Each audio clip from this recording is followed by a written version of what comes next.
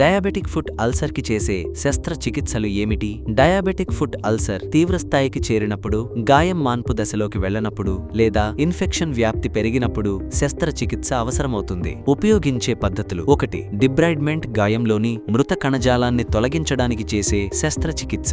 ఇది గాయం మరింత వ్యాపించకుండా మరియు వేగంగా మానేందుకు సహాయపడుతుంది. 2. స్కిన్ గ్రాఫ్టింగ్ అల్సర్ వల్ల ఏర్పడిన గాయం మీద అదే వ్యక్తి శరీరం నుంచి తీసిన ఆరోగ్యకరమైన చర్మాన్ని తీసివేసే పద్ధతి. ఇది గాయం త్వరగా మానేందుకు మరియు ఇన్ఫెక్షన్ నుంచి కాపాడేందుకు సహాయపడుతుంది. 3. ఆంజియోప్లాస్టీ రక్త ప్రసరణ మందగించినప్పుడు ఆర్టరీలను విస్తరించడానికి స్టెంట్ లేదా బెలూన్ వేసే శస్త్రచికిత్స.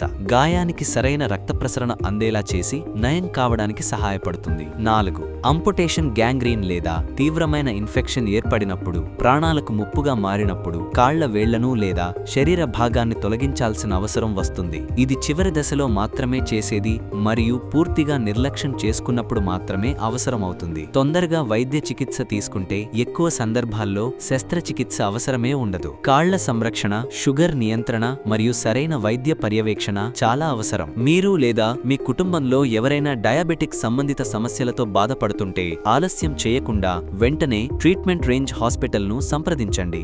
మరింత సమాచారం కోసం సంప్రదించండి 9888193334 KPHB హైదరాబాద్.